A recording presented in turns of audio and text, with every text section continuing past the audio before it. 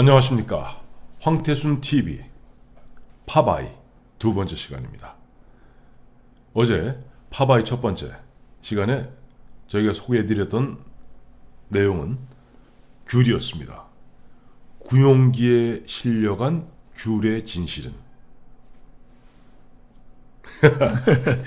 이 귤의 진실은 얘기했더니 그야말로 많은 시청자분들이 궁금해하면서 또 이제 굉장히 반응이 이제 폭발적이었어요. 근데 마침 이 귤을 갖고 또 어제 오늘 좀 시끌시끌하죠? 네, 뭐 많은 문제들이 있었고 중앙일보에서는 네.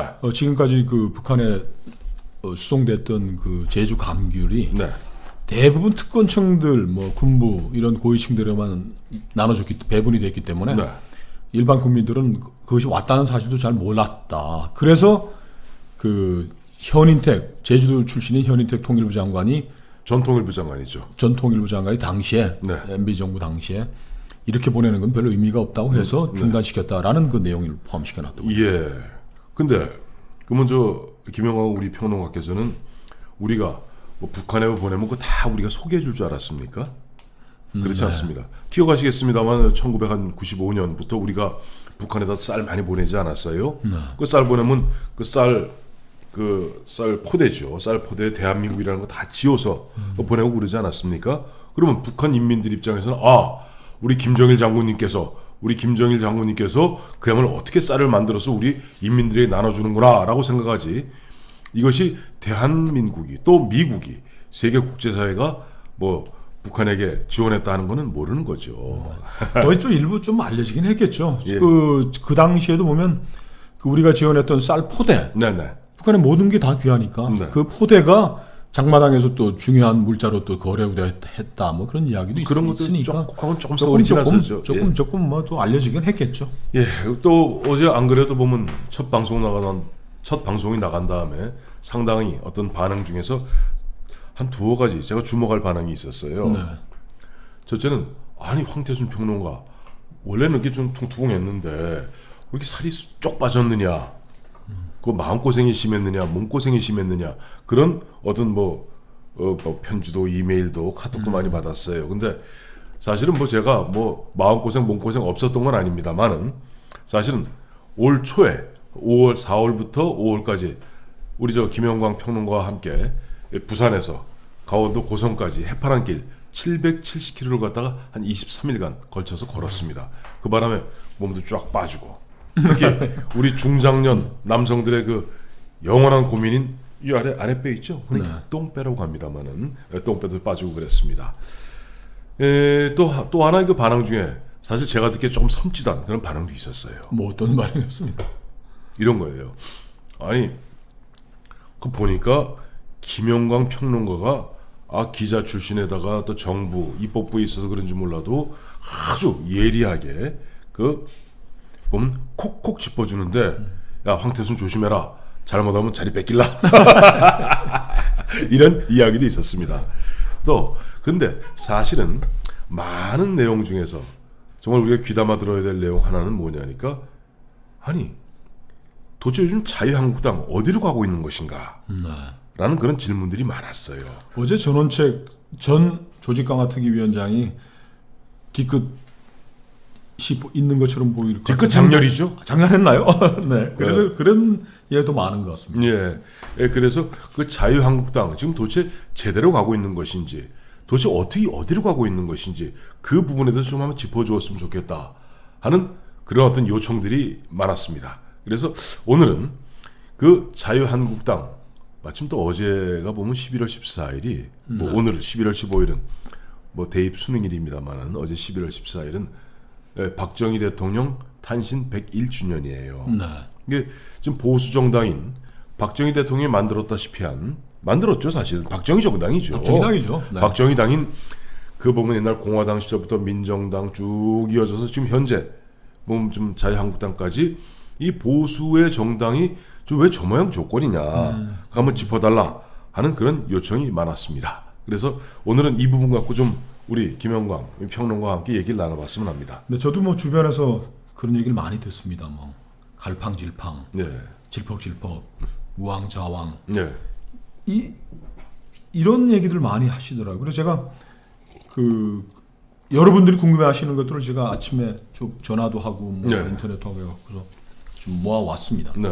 그 이 당이 그야말로 지금 뭐 그 2007년 대선이 끝나고 나서 노무현 대통령 지지 세력들이 했던 이야기 있지 않습니까? 우리는 패족이다. 패족이라고 그랬죠. 벼슬자리에 이제 더 이상 나가지 못한다. 그러니까 조상이 죄를 지어서 더 이상 벼슬자리에 나가지 나가지 못한다. 못한다. 그런 얘기를 하고 그랬었는데 이 박근혜 대통령이 2016년에 12월에 탄핵당하고 감옥에 가고 2017년 대선에서 그 정동영 후보가 2017년 대선에서 패배했던 것보다 더 처참하게 무너졌고 네, 그렇죠. 이번 얼마 불과 몇 달 전에 했던 지방선거에서 뭐 이거 참패를 했던 거죠. 참패했죠. 근데 이 면모일신해야 될 그 위에서 노력을 해야 될 이 정당에 네. 구원투수라고 불렀던 김병준, 전원책 두 사람이 지금 뭐 이전 투구를 하는 모습을 어떻게 보였으니 네. 뭐 이 당에 애정을 가졌던 사람들은 정말 이게 뭐 무슨 일이 있는 거냐, 무슨 상황이냐 예, 이렇게 저한테 물으시더라고요. 제가 쭉 질문지를 만들어 왔습니다. 그래서 뭐 만들어 오셨어요? 네, 황태선 평론가께서 뭐 이 종합편성 채널에 뭐 누가 자타가 공인하는 뭐 최고 정치 평론가이셨으니까 아이고. 제가 질문 드리면 그냥 시원시원 좀 답점해 주세요. 뭐 증문즉답입니까? 네, 증문즉답이죠. 김현강이 묻고 황태순이 답하다. 이렇게 할 수 있겠습니다. 마치 그 말씀을 드리니까 네. 이명박 대통령 말기에서 이제 박근혜 대통령 초기로 넘어오면서 당시 문재인 후보가 박근혜 후보한테 지지 않았습니까? 네. 그때 이제 진보 세력들이 우리가 다시 한번 진보 집권 플랜이라는 걸 세웁니다. 네. 거기 앞장섰던 분이 지금 청와대 민정수석으로 있는 조국 서울대 교수였어요. 그리고 이제 오마이뉴스에 뭐 우리 저 김영광 네, 잘하죠. 오연호 사장. 잘 아시죠? 근데 오연호가 묻고 조국이 답하다. 네. 뭐 증문즉답 이런 게 있었는데 오늘은 그러면 김현광이 묻고 황태순이 네, 답하다. 그런 증문즉답입니까? 네, 증문즉답입니다. 아, 좋습니다. 제가 질문 시작하겠습니다. 이거 예 하시죠. 우리 황 평론가께서는 지금 네. 이 자유한국당의 상황을 어떻게 표현하고 싶으십니까? 네, 자유한국당의 모습을 한마디로 표현하면 솥단지 안의 개구리라고 저는 말씀드리고 싶습니다. 네. 솥단지 밑에서는 장작불이 타고 있고요. 그렇죠. 그러니까 보면 예전에 우리 대한민국 경제 IMF 환란 위기 맞을 때 그런 얘기를 많이 썼습니다만은 위기가 다가오고 있는데 그걸 모르고 있는 거예요. 자, 솥단지 안에 이렇게 개구리 한 마리 넣으면 개구리는 아이고 물이 시원하죠. 신나게 수영합니다. 근데 그 아래에서는 사실은 장작불을 계속 지피고 있어요. 한 40도, 50도, 40도쯤 되면요. 우리 김평로가 저 목욕탕 사우나 가면은 그 사우나 온도가 한 40에서 42도쯤 됩니다. 네, 빨간불로 이렇게 표시가 나오죠. 나오죠. 네. 기분 굉장히 좋죠. 네. 그러니까 개구리도 정말 시원하고 뜨뜻하고 좋죠. 근데 한참 하다 보면 드디어 물의 온도가 60도, 70도, 80도 가다가 어느 순간 확 100도를 끓습니다. 그때는 이미 삼겨 죽는 거예요. 그래서 지금 개구리 안에 솥단지와 같은 신세, 즉 솥단지 안에 개구리가 바로 자유한국당의 모습이다. 즉 자유한국당은 솥단지 안에 개구리다. 저는 이렇게 표현하고 싶습니다. 근데 뭐 온도가 지금 얼마나 되는데 다들 그 안에 이제 웅크리고 있나요? 한 60도 넘어간 거 아닌가요, 벌써? 제가 봤을 땐 이 보면 당사자는 잘 모릅니다. 네. 그 한 걸음 떨어져서 보면은 지금 그 솥단지 안에 물의 온도는 거의 70도 육박해 가고 있습니다. 네. 그런데 앞서 우리 김평론가 말씀하신 대로 그 안에 개구리들은 자기들끼리 똘똘 뭉쳐서 서로 여기가 좋으니 그 단지 안에도 조금 시원한 데가 있고 좀 덜 시원한 데가 있지 않겠어요? 그 아기 다툼하고 벌이고 있는 거죠. 뭐 그래도 아직도 한 마리도 안 튀어나온 거죠, 솥 바깥으로. 다 안에 그 뜨거운 물에 있는 거죠. 이게 저 자유한국당 의원님들이 들으면 우리를 갖다 개구리를 표현했느냐라고 화내실지 모르겠습니다만은 국민들이 보기엔 그렇습니다. 한 마리도 튀어나오지 않았습니다. 왜일까요? 왜 안 튀어나왔어요? 지금 뭐 위기가 닥친 거는 하늘이 무너질 정도의 위기가 닥쳤는데 이 사람들은 그걸 아직 감지를 못하는 겁니까? 비겁하고 용기가 없기 때문이죠. 네. 비겁한 개구리, 용기 없는 개구리. 비겁한 개구리, 용기 없는 개구리. 밖에 나가면 혹시 뱀이 있을까?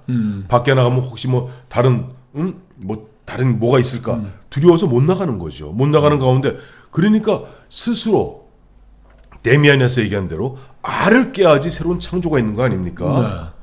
근데 그 단지를 못 깨는 거예요. 자, 여기서 우리 한번 얘기해 볼까요? 솥단지를 깨랍니다. 네. 솥단지를 깨야 됩니다.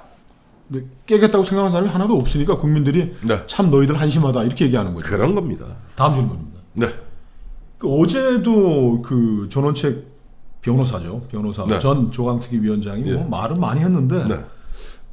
뭐 저는 참 의문스럽고 네. 말이 딱 부러지지 않는다 그런 느낌을 받았습니다. 예. 같이 평론 오래 하셨죠? 왜 아. 이렇게 좀 말 앞뒤가 잘 안 맞는 이야기를 자꾸 중얼중얼 하셨는 건지.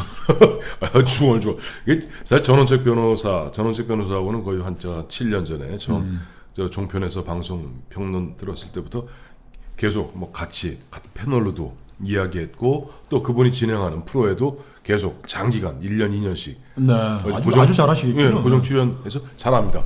원래 전원책 변호사가 말이 똑똑 부러지는 양반입니다. 네.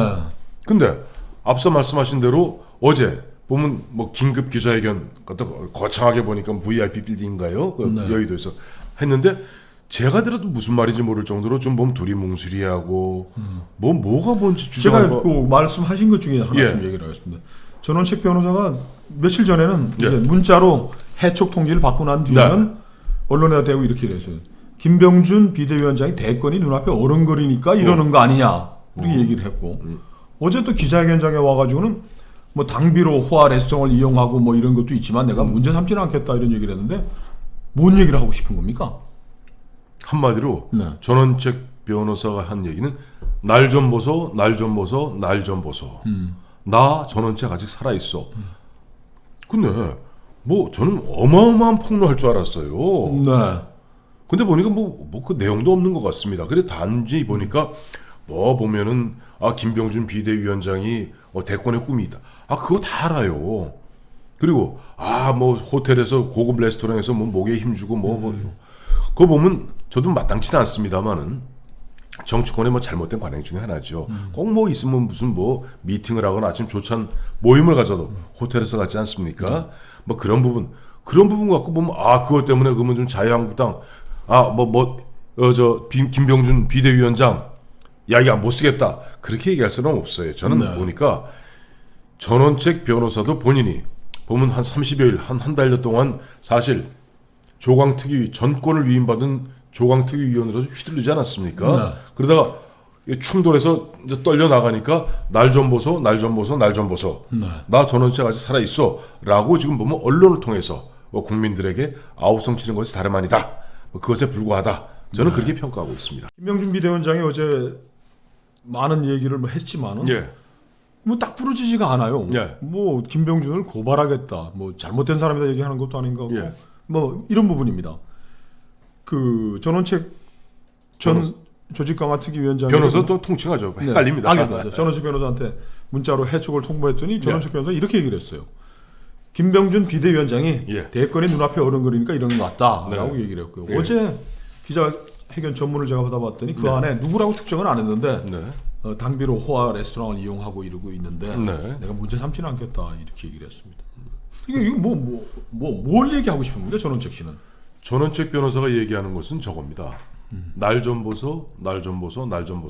나 전원책 아직 죽지 않았어. 나 살아 있어. 이 얘기를 하고 싶은 거예요. 네. 아니 뭐 김병준 비대위원장이 일단 뭐 말로는 뭐 대권 뭐 나가지 않겠다 얘기합니다만은 그 행보 자체가 대권으로 향하고 있다는 것은 여의도 정치권에 관심 있는 사람이라면 누구나 다 짐작할 수 있는 것입니다. 네. 아니 김병준 씨가 지금 대통령 선거 나가겠다는 생각이 있고 준비를 하고 있다는 얘기입니까? 아니 김병준 여기 뭐 얘기가 조금 엿가지로 셉니다만은 김병준 비대위원장 입장에서는 이번에 자유한국당을 살려놓으면은 마치 2016년 김종인 민주당 비대위원장이 민주당을 살려놓고 본인이 대권 얘기도 하지 않았습니까? 뭐 그런 어떤 수순과 그런 어떤 그림을 그리고 있을 수 있다고는 봐요. 그리고 좀 전원책 변호사가 보니까 고급 레스토랑 호화 고급 레스토랑에서 밥 먹고 물론 여의도에서 좀 잘못된 관행입니다만은 그거 보면 만나서 뭐 설렁탕 한 그릇 먹으면 되고 사무실에서 커피 한잔 하면 되는 거지 꼭 보면 굳이 뭐 호텔 레스토랑 같은 데서 밥 먹는 근데 이런 것이 뭐 어제 오늘 이야기가 아닌데 이것이 무슨 예를 들어서 뭐 김병준 비대위나 자유한국당을 갖다가 그야말로 두 조각 낼 수 있는 핵폭탄도 아니지 않습니까? 결국 전원책 변호사 입장에서 한 달여 걸쳐서 어떻게 보면 전권을 휘두르던 이른바 조광특위위원회에서 물러나면서 뭐랄까 좀 뭐 뒤끝이라고나 할까요? 네. 그 장렬한 뒤끝을 보여준 것이 불과하다. 저는 그렇게 평가하고 있습니다. 이제 이 당은 이제 뭐 별로 뭐 흔적도 없이 이제 폐허가 된 마당에 이제 네. 두 구원 투수로 두 사람이 온 거 아닙니까? 네네. 119 소방수도 예. 라고 할 수도 있을 거고 네. 응급처치 의사도 소방수 네. 좋죠. 근데 비대위라는 건 잠시 하는 것이지. 네. 소방관이 불 꺼놓으면 소방서로 돌아가야지. 이거 재건축하겠다고 달려든다는 것도 좀 의아스럽고요. 네. 비대위가 왜 이렇게 길어지는 거야? 비대위 그리고 당헌 당규에 의하면 예. 여야가 다 마찬가지지만은 예. 당 지도부를 구성하기 어려울 때에는 네. 당 서열 2위인 원내대표가 권한대행을 하도록 그런 규정들도 다 가지고 있습니다. 그럼 지금 12월에 이 자유한국당의 원내대표가 새로 선출이 되는데 네. 네. 그럼 비대위는 여기에 물러주고 가는 것이 옳은 것 같아요. 그게 이제 적법 절차나 인 것 같은데 이렇게 마냥 길어지는 이유가 뭡니까? 지금 그 김병준 비대위원장이 와서 뭐 이 당의 면모일신 황골 탈퇴를 위해서 무슨 조치를 했다는 신문 헤드라인을 본 적도 없는 것 같고요. 예. 우리 저 김영광 평론가 신문 기자 출신이죠. 네. 80년대 후반에 조선일보 네. 공채로 입사하셨. 신문 기자들이 보면은 궁금증이 많으면 질문을 여러 가지를 한꺼번에 해요. 방송 기자들은 제가 여러 개 뭐 한꺼번에 물어보고 아니 아까 앞서 증문즉답이라면서요. 네. 증문이면 한 가지 질문하고 한 가지 답변을 드려야지. 그 뭐 다탄두 미사일도 아니고 수만 가지 그 질문하셨는데 한번 한 가지 정리해 보죠. 이제 첫째는 앞서 말씀하신 대로 사실은 비상대책위원회 비대위라는 것은 119 소방서나 마찬가지입니다. 네. 우리 불이 났을 때 소방대원들이 와서 불을 끄고 가면 그만이에요. 물론 잔불 정리는 해야 되겠죠. 네. 근데 지금 어느 순간에 보니까 119 구급대를 불렀더니 119 소방대가 와서 불 끄고 잔불 정리하더니 그다음에 설계도를 그리고 새로 재건축 그림을 그리고 나중엔 심지어는 집문서 차지할 생각을 해요.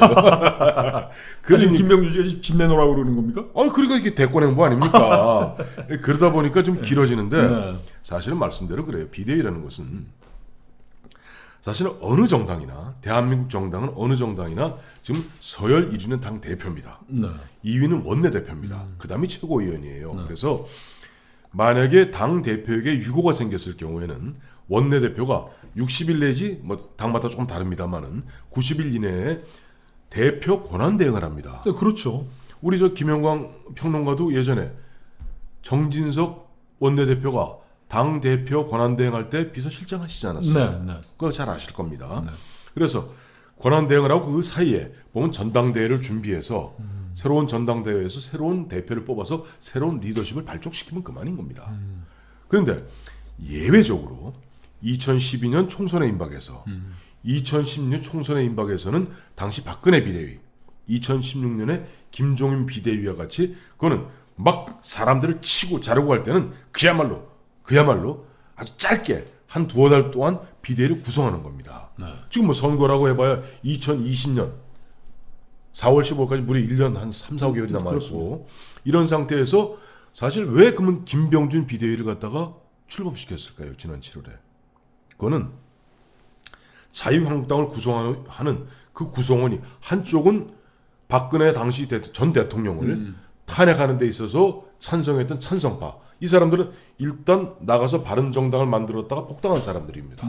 이른바 탄핵 찬성 복당파와 다음에 박근혜 대통령 탄핵에 반대하면서 잔류했던 탄핵 반대 잔류파가 공존하고 있습니다. 한 지붕 두 가족이죠. 그렇죠. 이 사람들이 지난 7월에 6월 지방선거에서 홍준표 당시 대표가 완패하고 역대급 참패를 하고 물러나니까 바로 석 두 달 내에 전당대회를 열어야 되는데 당원 당규대로 하면은 복당파인 김성태 원내대표가 권한 대행을 하게 돼 있습니다. 네. 못 믿는 거죠. 네. 그러니까 어떻게 보면은 너도 못 맞고 나도 안 하고 중간에 보면은 우리하고 아무 관계도 없는 사람을 데려온 것이 김병준 비대위입니다. 네. 그리고 김병준 비대위원장에게 일단 멋있게 얘기했죠. 자, 뭐 시원하게 정리해달라. 근데 아마 속내는 그렇지 않았던 것 같습니다. 그리고 조강특위에 대해서도 사람들이 좀 의구심을 갖는 게 네. 박근혜 대통령이 굿 가버넌스에 실패하고 네. 탄핵당하고 구속되고 대선에 패배하고 지방선거 패배한 것이 네. 당협위원장들이 당협 관리를 잘못해서 이루어진 겁니까? 저는 이거는 조강특위를 한다는 것은 당 사무처, 당 관료들의 갑질을 초래하는 것이지 네. 이게 무슨 박근혜 정권의 실패를 되풀이하지 않기 위해서 조강특위를 한다? 이게 뭐 말이 성립합니까? 어불성설 아닌가요?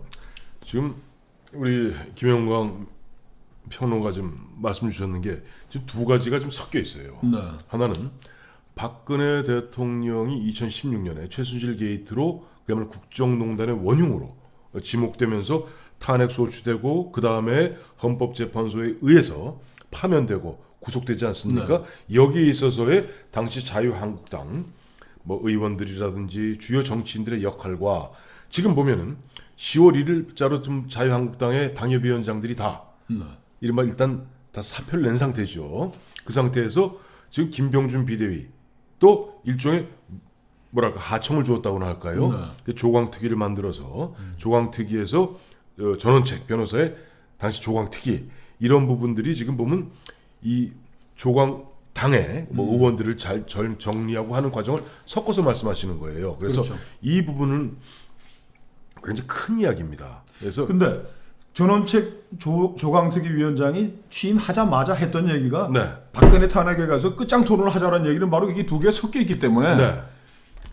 탄핵에 관한 이 한지붕 두 가족 상태가 해소가 되지 않으면 네. 아무리 조강특위 이런 게 해봐야 소용이 없다라는 그 나름대로 전원책 씨의 그 인식은 맞는 거 타당한 거예요, 그죠? 아니죠. 전 거기에도 별로 동의하지 않습니다. 그래서 그 부분에 있어서는 조금 이것이 이야기 박근혜 당시 대통령 탄핵 그 전후에 뭐랄까 전후의 사정 이러면 진실 뭐 진실은 누구 어떻게 되는지 아무도 모르겠습니다만은 그 전후의 비화 그리고 현재 보면은 그것을 갖다가 놓고 지금 자유한국당에서 벌어지고 있는 싸움 이 부분은 잠시 후에 한번 다시 본격적으로 얘기해 보는 게 어떨까 저는 그렇게 생각합니다. 네, 그렇게 하시죠. 뭐. 그러면 잠깐 우리 쉬어가는 시간을 갖도록 하죠. 네, 한 5분만 쉴까요? 네, 그러시죠. 네, 5분만 쉬고 곧 이어서 나가서 진행하시죠. 물 한 잔 마시고 네, 네. 와서 계속하도록 하겠습니다.